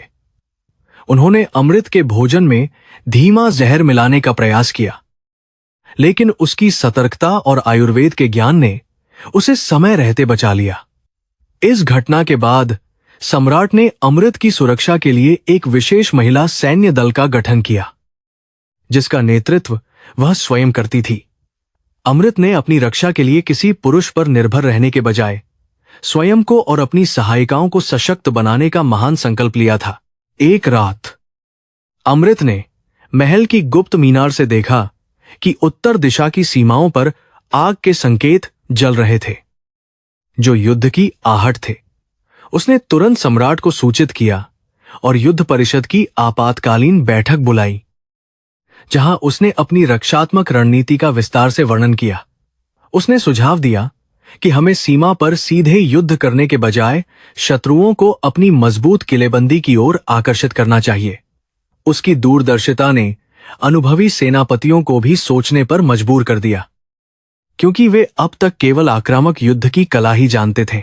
विक्रमादित्य ने अमृत के हाथ को मजबूती से थाम लिया और कहा कि चाहे प्रलय आ जाए, वे इस युद्ध में एक दूसरे का साथ कभी नहीं छोड़ेंगे। उनकी आंखों में जलता हुआ विश्वास अमृत के लिए सबसे बड़ी ताकत बन गया, जिसने उसे हर मुश्किल से लड़ने का साहस दिया। उन्होंने मिलकर तय किया कि वे प्रजा को युद्ध की विभीषिका से बचाने के लिए अपनी सेना को अग्रिम चौकियों पर तैनात करेंगे। प्रेम और कर्तव्य के इस कठिन मार्ग पर वे दोनों अब एक अटूट इकाई की तरह आगे बढ़ रहे थे, जिससे शत्रु भी भयभीत थे। अमृत ने राज्य के गुप्त खजाने का उपयोग करके अस्त्र शस्त्रों का नया भंडार तैयार करवाया और कारीगरों को विशेष प्रकार के धनुष बनाने का निर्देश दिया। उसने युद्ध के मैदान में रसद पहुंचाने के लिए गुप्त सुरंगों का जाल बिछवाया, ताकि घेराबंदी के दौरान भी सैनिकों को भोजन की कमी न हो।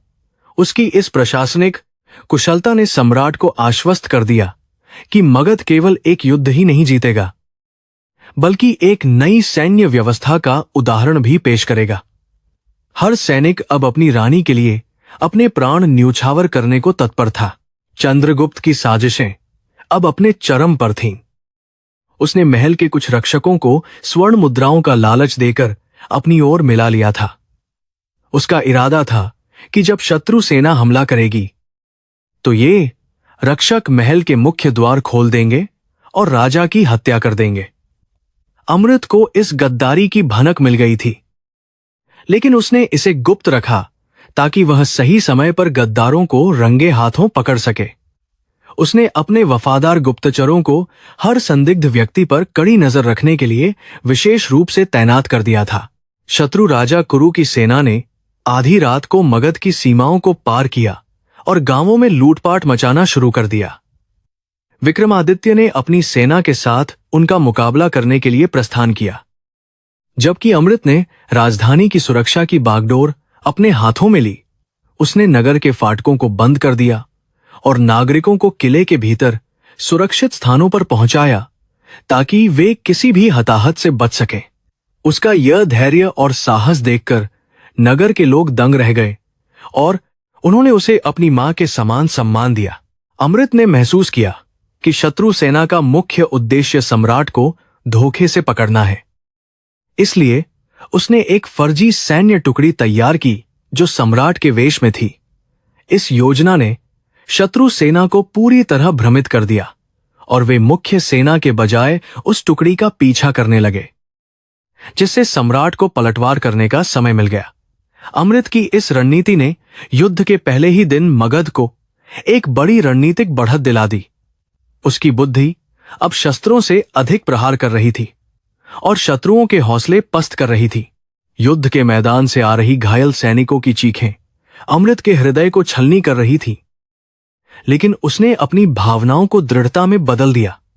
उसने स्वयं चिकित्सा केंद्र का निरीक्षण किया और घायल योद्धाओं के घावों पर मरहम लगाया, जिससे उनका मनोबल फिर से बढ़ गया। सम्राट ने जब सुना कि उनकी रानी स्वयं मोर्चे पर सक्रिय है, तो उनमें एक नई ऊर्जा का संचार हुआ और वे सिंह की तरह शत्रुओं पर टूट पड़े। यह युद्ध अब केवल राज्य का नहीं, बल्कि उनके साझा गौरव का प्रतीक बन गया था। चंद्रगुप्त को जब पता चला कि उसकी सभी चालें विफल हो रही हैं, तो उसने कालकोठरी में ही आत्महत्या करने का नाटक किया ताकि वह सुरक्षा कर्मियों को चकमा दे सके। उसने एक सिपाही का वेश धारण किया और गुप्त रास्तों से महल के भीतरी कक्षों तक पहुंचने में सफल हो गया, जहां अमृत अकेली थी।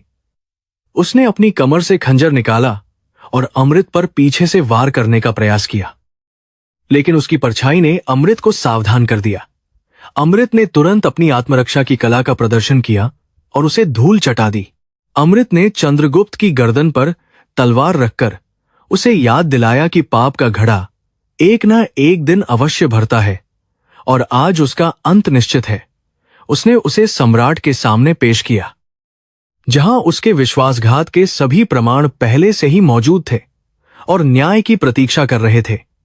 चंद्रगुप्त की आंखों में हार का डर साफ दिख रहा था, क्योंकि उसने कभी सपने में भी नहीं सोचा था कि एक दासी उसे हरा देगी।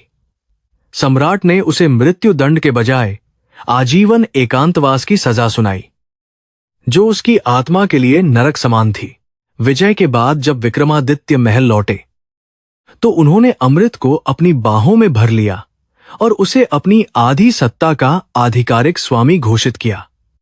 उन्होंने कहा कि मगध के इतिहास में अमृत का नाम स्वर्ण अक्षरों में लिखा जाएगा, क्योंकि उसने अपनी बुद्धि से पूरे साम्राज्य को विनाश से बचाया है। अमृत ने विनम्रता से उत्तर दिया कि यह केवल उसका कर्तव्य था और असली जीत उन लोगों की है जिन्होंने न्याय में विश्वास बनाए रखा। उनका प्रेम अब एक नई ऊंचाई पर था, जो किसी भी सांसारिक बंधन से बहुत ऊपर था। उस रात अमृत ने अपने हाथों से महल के मुख्य द्वार पर दीपक जलाए और देवताओं को धन्यवाद दिया कि उन्होंने उसे इतना साहस और सामर्थ्य प्रदान किया। उसने खिड़की से देखा कि नगर के हर घर में रोशनी थी और लोग शांति की नींद सो रहे थे, जो उसकी असली सफलता थी। उसने महसूस किया कि उसकी रगों में बहने वाला रक्त अब केवल एक शरीर का हिस्सा नहीं था, बल्कि वह मगध की मिट्टी में मिलकर उसे उर्वर बना चुका था। प्रेम, त्याग और शौर्य की यह गाथा अब अपने सुखद और गौरवशाली पूर्णता की ओर बढ़ रही थी। अमृत और विक्रमादित्य ने मिलकर एक ऐसे समाज की नींव रखी जहां योग्यता ही एकमात्र धर्म थी और प्यार ही सबसे बड़ा कानून था। उनके राज्य में अब कोई गुलाम नहीं था और हर व्यक्ति को अपने सपनों को पूरा करने का समान अवसर प्राप्त था, जो एक आदर्श राज्य की पहचान है। आने वाली सदियां उनकी इस महान प्रेम कहानी को याद रखेंगी और अमृत को एक दासी के रूप में नहीं, बल्कि एक महान देवी के रूप में पूजेंगी। उसकी यात्रा ने यह सिद्ध कर दिया कि संकल्प हो तो पत्थर भी खिल सकते हैं। मगध के मुख्य द्वार पर शत्रुओं की विशाल सेना काल बनकर मंडरा रही थी, जहां हाथियों की चिंगाड़ और घोड़ों की टापों ने पूरे वातावरण को दहला दिया था। सम्राट विक्रमादित्य अपनी गौरवशाली सेना का कुशल नेतृत्व करते हुए रणभूमि की ओर बढ़े। उनकी आंखों में प्रतिशोध की एक भीषण और प्रलयंकारी ज्वाला धधक रही थी। उन्होंने अपने वीर योद्धाओं को संबोधित करते हुए कहा कि आज का युद्ध केवल भूमि के लिए नहीं, बल्कि मगध के अटूट सम्मान और पवित्र स्वाभिमान की रक्षा के लिए वीरतापूर्वक लड़ा जाएगा। नगर की दीवारों के ऊपर से धनुर्धारियों ने तीरों की मूसलाधार वर्षा शुरू कर दी, जिससे शत्रु सेना के अग्रिम दस्ते पूरी तरह से बिखरने लगे। विक्रमादित्य ने अपने शक्तिशाली अश्व पर सवार होकर सीधे शत्रु के व्यूह के मध्य में प्रहार किया। उनकी तलवार बिजली की गति से शत्रुओं के प्राण हर रही थी। रणक्षेत्र में हर तरफ केवल लहू और धूल का साम्राज्य था, जहां योद्धा अपनी अंतिम सांस तक संघर्ष कर रहे थे। सम्राट का अदम्य साहस देखकर मगध के सैनिकों में एक नई और अभूतपूर्व ऊर्जा का संचार हुआ। इधर राजमहल के भीतर अमृत ने मंदिर की ऊंची मीनार पर अपनी स्थिति संभाली थी, जहां से वह पूरे युद्ध क्षेत्र पर कड़ी नजर रख सकती थी। उसने अपने विशेष महिला सैन्य दल को गुप्त रास्तों और गलियारों में तैनात कर दिया था, ताकि कोई भी शत्रु भीतर प्रवेश न कर सके। उसके चेहरे पर एक अद्भुत शांति थी, जैसे उसे भविष्य में होने वाली हर घटना का पहले से ही आभास हो। उसने भगवान से प्रार्थना की कि वे न्याय के पक्ष को शक्ति प्रदान करें और धर्म की रक्षा करें। अचानक मंदिर के पिछले द्वार से एक काली छाया तेजी से भीतर की ओर बढ़ी, जो कोई और नहीं बल्कि षड्यंत्रकारी महापुजारी चंद्रगुप्त था। उसने कुछ गद्दार सैनिकों की सहायता से कालकोठरी से भागने में सफलता प्राप्त कर ली थी और अब वह सीधे उस दिव्य पत्थर के कमल की ओर बढ़ रहा था। उसका मानना था कि यदि वह उस कमल को नष्ट कर देगा तो राजा का मनोबल पूरी तरह टूट जाएगा और वह आसानी से सत्ता पर कब्जा कर लेगा। उसके मन में लालच का अंधकार व्याप्त था। अमृत ने आहट सुनते ही अपनी तलवार खींच ली और बहुत ही सतर्कता के साथ गर्भगृह की ओर मुड़ी, जहां उसका सामना अपने सबसे बड़े शत्रु से हुआ। चंद्रगुप्त की आंखों में पागलपन और घृणा की चमक थी। उसने अमृत को देखते ही जोर से अट्टहास किया और उसे अपमानित करने का प्रयास किया। उसने चिल्लाकर कहा कि एक तुच्छ दासी कभी भी ब्राह्मण के ज्ञान और उसकी सदियों पुरानी सत्ता को पराजित नहीं कर सकती। वातावरण में व्याप्त सन्नाटा अब एक भीषण और निर्णायक द्वंद्व की चेतावनी दे रहा था। अमृत ने बहुत ही शांति और दृढ़ता के साथ उत्तर दिया कि ज्ञान केवल पुस्तकों में नहीं, बल्कि आचरण और न्याय में निहित होता है, जिसे चंद्रगुप्त भूल चुका है। उसने कहा कि जो व्यक्ति धर्म की आड़ में अधर्म करता है, उसे काल भी कभी क्षमा नहीं करता और आज उसका विनाश निश्चित है। उसने अपनी तलवार को ऊंचे स्तर पर उठाया और युद्ध की मुद्रा में आ गई, जिससे उसकी वीरता का स्पष्ट प्रमाण मिल रहा था। दोनों के बीच एक वैचारिक और शारीरिक युद्ध की शुरुआत होने वाली थी, चंद्रगुप्त ने अपनी झोली से एक जहरीला धुआं छोड़ने वाला पात्र निकाला और उसे अमृत की ओर फेंका, जिससे चारों ओर अंधकार और धुंध छा गई। अमृत ने अपनी सांसों को नियंत्रित किया और अपनी अन्य इंद्रियों का उपयोग करके शत्रु की स्थिति का सटीक अनुमान लगाया, जो उसने विक्रमादित्य से सीखा था। उसने धुएं के बीच से ही एक सटीक वार किया, जिसने चंद्रगुप्त के हाथ से उसका खंजर नीचे गिरा दिया। धोखेबाज पुजारी अब अपनी जान बचाने के लिए इधर उधर भागने लगा, क्योंकि उसकी वीरता पूरी तरह से खोखली थी। मंदिर की छत पर पहुंचकर अमृत ने देखा कि चंद्रगुप्त ने उस दिव्य कमल को हथौड़े से तोड़ने का प्रयास किया, लेकिन वह पूरी तरह से असफल रहा। पत्थर का वह कमल अब भी उसी लाल आभा के साथ चमक रहा था, जैसे वह किसी अपवित्र हाथ के स्पर्श का पुरजोर विरोध कर रहा हो। अमृत ने दौड़कर पुजारी को पीछे धकेला और उसे चेतावनी दी कि वह इस पवित्र प्रतीक को अपने कलुषित हाथों से छूने की हिम्मत भी न करे। दोनों के बीच मीनार की ऊंचाई पर एक खतरनाक हाथापाई शुरू हो गई। नीचे मैदान में विक्रमादित्य ने शत्रु राजा कुरु को द्वंद्व युद्ध के लिए चुनौती दी और दोनों महान योद्धाओं के बीच तलवारों की भीषण टक्कर हुई। कुरु ने कई घातक प्रहार किए, लेकिन विक्रमादित्य के युद्ध कौशल के सामने उसके सभी प्रयास पूरी तरह विफल साबित हुए। अंततः सम्राट ने एक शक्तिशाली वार के साथ कुरु की तलवार के टुकड़े टुकड़े कर दिए और उसे भूमि पर पटक दिया। शत्रु सेना ने अपने राजा को हारते देख शस्त्र डाल दिए और मैदान छोड़कर भागने लगी, जिससे मगध की जीत पक्की हो गई। मीनार की चोटी पर चंद्रगुप्त ने अपनी हार को स्वीकार करने के बजाय अमृत को अपने साथ नीचे गिराने की एक आखिरी और आत्मघाती कोशिश की। उसने अमृत का पैर पकड़ लिया और उसे किनारे की ओर खींचने लगा, जहां से गहरी खाई स्पष्ट दिखाई दे रही थी। अमृत ने अपनी पूरी शक्ति का संचय किया और अपनी कोहनी से पुजारी के मर्म स्थल पर एक करारा प्रहार किया, जिससे उसकी पकड़ ढीली हो गई। उसने पीछे हटकर स्वयं को संतुलित किया और पुजारी को एक निर्णायक धक्का दिया, जो उसके लिए अंतिम था। महापुजारी चंद्रगुप्त अपना संतुलन खो बैठा और चीखते हुए मंदिर की उस ऊंची मीनार से सीधे नीचे पत्थरों पर जा गिरा, जिससे उसका अंत हो गया। उसके गिरते ही आकाश में एक बार फिर से तेज बिजली कड़की, जैसे प्रकृति ने स्वयं अधर्म के विनाश का भव्य उत्सव मनाया हो।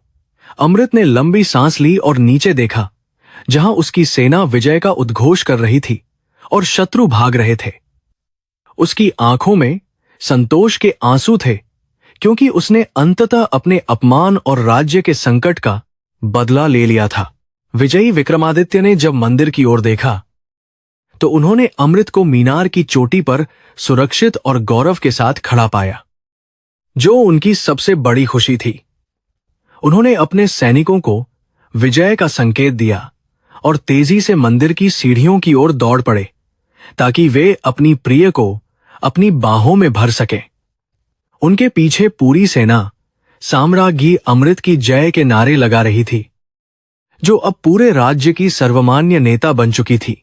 यह क्षण मगध के इतिहास में सबसे महान और भावुक क्षणों में से एक था।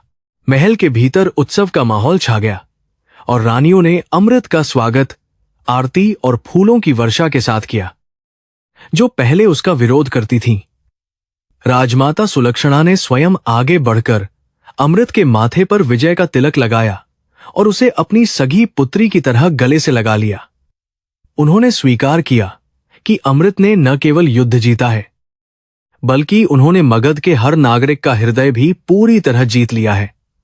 परंपराओं की पुरानी बेड़ियां अब हमेशा के लिए टूट चुकी थीं और नया सवेरा हो रहा था। अमृत और विक्रमादित्य ने मंदिर के उसी दिव्य कमल के पास बैठकर शांति की प्रार्थना की और उन शहीदों को श्रद्धांजलि दी जिन्होंने युद्ध में प्राण गंवाए। उन्होंने संकल्प लिया कि वे इस विजय का उपयोग किसी का दमन करने के लिए नहीं, बल्कि समाज के सबसे निचले तबके के उत्थान के लिए करेंगे।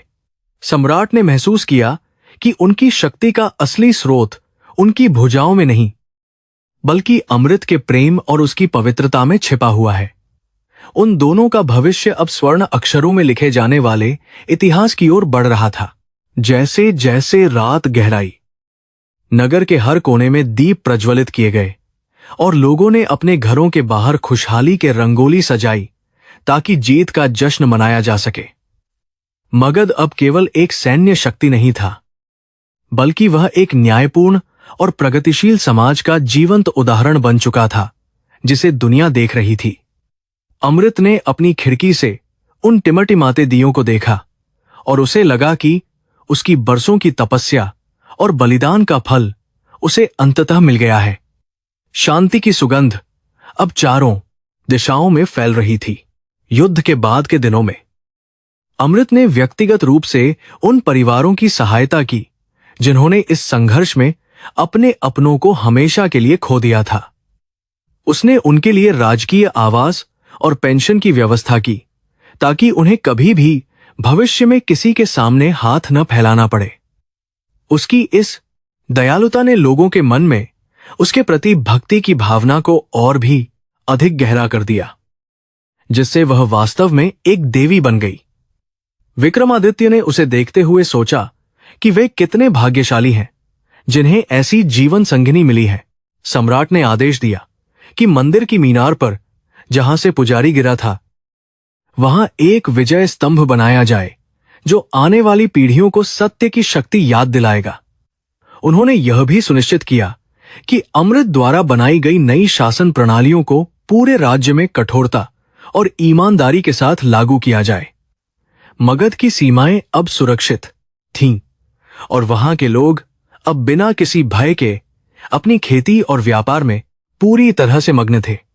यह सब केवल एक दासी के साहस और एक राजा के विश्वास का ही परिणाम था।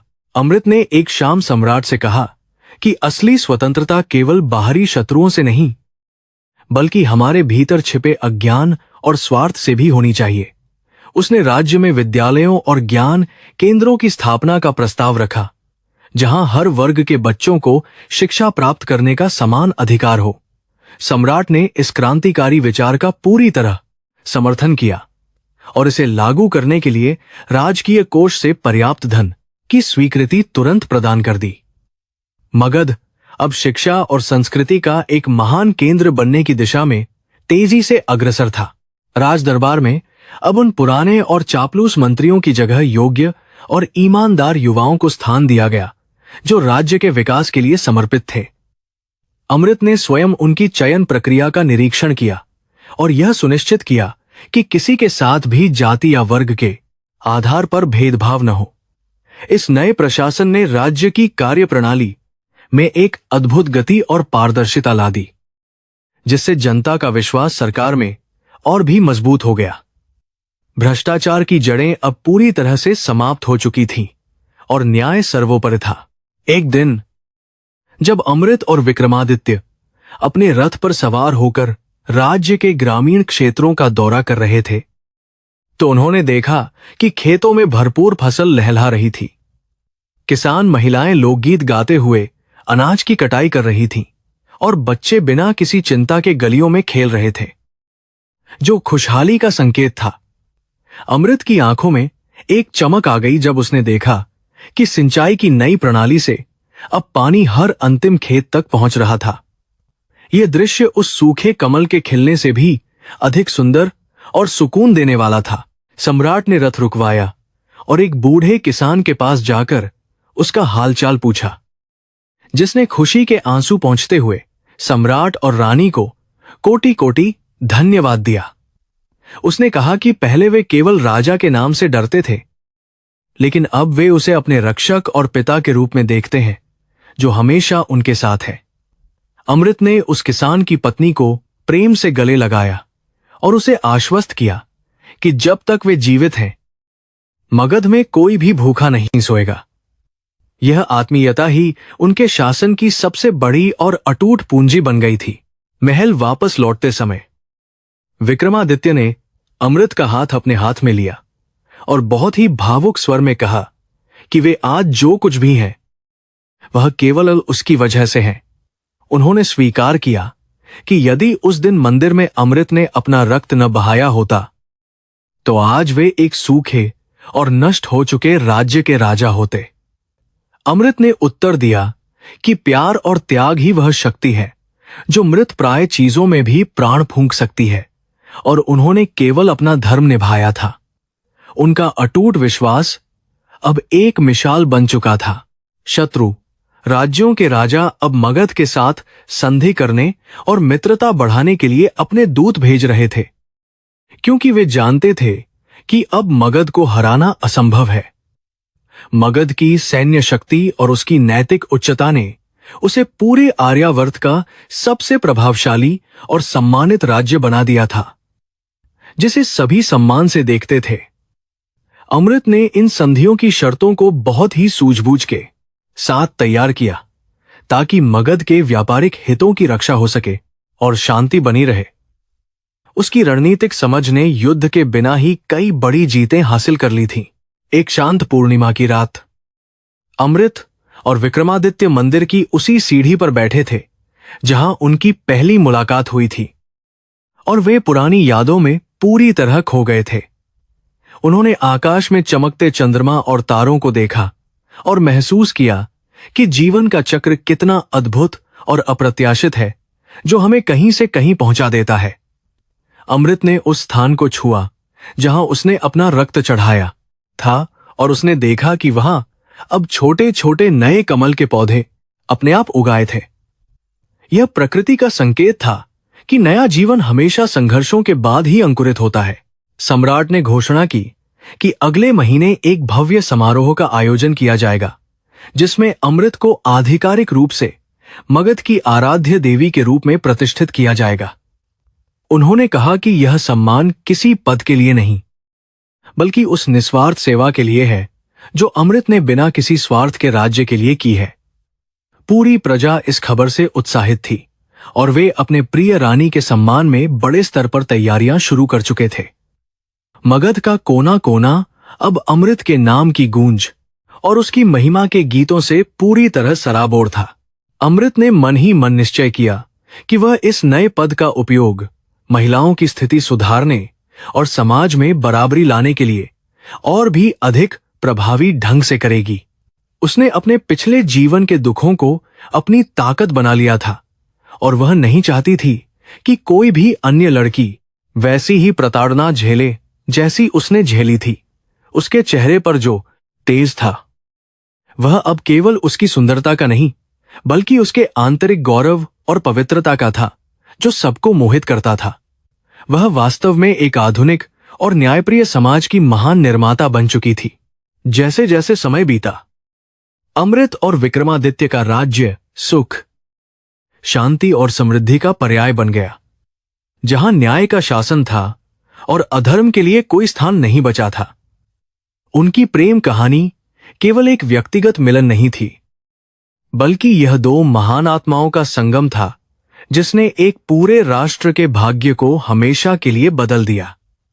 मंदिर का वह पत्थर का कमल अब भी खिला था, जो आने वाले हजारों वर्षों तक यह याद दिलाता रहेगा कि सच्ची श्रद्धा में कितनी बड़ी शक्ति होती है। महानता की यह गाथा अभी जारी थी। मगध की राजधानी आज एक अभूतपूर्व और दिव्य उत्सव के स्वागत के लिए पूरी तरह से सज धज कर तैयार थी। चारों ओर स्वर्ण पत्रिकाओं और रंगीन फूलों की मालाओं से घरों को सजाया गया था, जिससे पूरा वातावरण किसी स्वर्ग जैसा प्रतीत हो रहा था। नागरिकों के चेहरों पर वह मुस्कान थी जो सदियों के अंधकार के बाद पहली बार सूरज की किरणों को देखने पर आती है। हवा में सुगंधित धूप और मधुर संगीत की लहरें तैर रही थीं, जो एक नए युग के आगमन की मधुर घोषणा कर रही थीं। अमृत आज अपने कक्ष में बैठी दर्पण में अपना प्रतिबिंब देख रही थी। जहां कभी फटे हुए वस्त्र थे, आज वहां सबसे कीमती रेशम और अमूल्य रत्न शोभा पा रहे थे।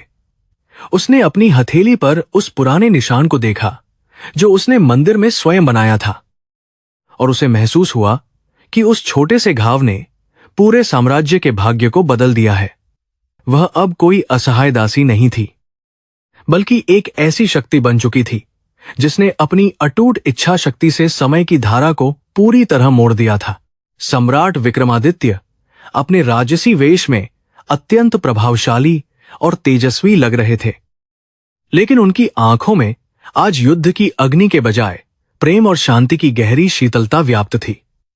उन्होंने सदियों पुराने रूढ़िवादी नियमों को ठेंगा दिखाते हुए यह घोषणा की थी कि वे एक पूर्व दासी को अपनी अर्धांगिनी और मगध की साम्राज्ञी के रूप में स्वीकार करेंगे।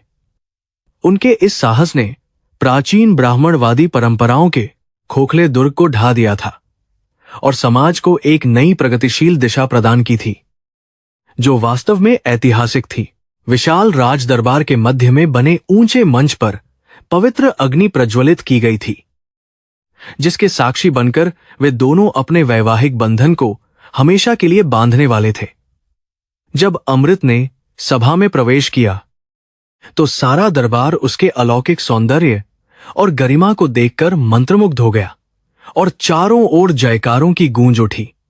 उसने बहुत ही विनम्रता से सम्राट के बगल में अपना स्थान ग्रहण किया और उनके हाथों ने एक दूसरे को अटूट विश्वास के साथ थाम लिया, जो उनके साझा भविष्य का प्रतीक था।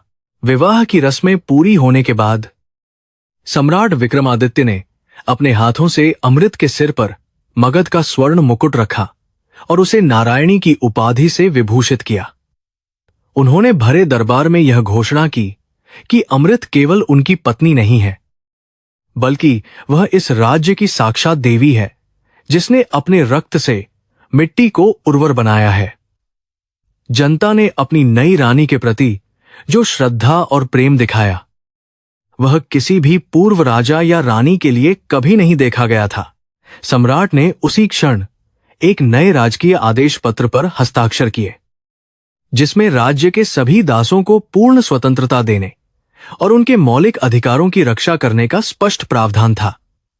उन्होंने सामंती व्यवस्था के उन सभी काले कानूनों को समाप्त कर दिया जो मानवता के विरुद्ध थे और केवल कुछ प्रभावशाली लोगों के हितों की रक्षा करते थे। अमृत ने सम्राट के इस क्रांतिकारी निर्णय का मुस्कुराकर समर्थन किया, क्योंकि यही वह सपना था जिसे पूरा करने के लिए उसने अपना सर्वस्व न्योछावर करने का साहस किया था। राजमहल की ऊंची बालकनी से जब सम्राट और साम्राज्ञी ने नीचे खड़ी विशाल जनसमूह की ओर देखा, तो उन्हें महसूस हुआ कि उन्होंने वास्तव में एक महान कार्य सिद्ध किया है। दूर दूर तक फैले हुए हरे भरे खेत और खिलखिलाते हुए बच्चे उनके न्यायपूर्ण शासन की सफलता का जीता जागता प्रमाण दे रहे थे, जो किसी भी धन दौलत से बड़ा था।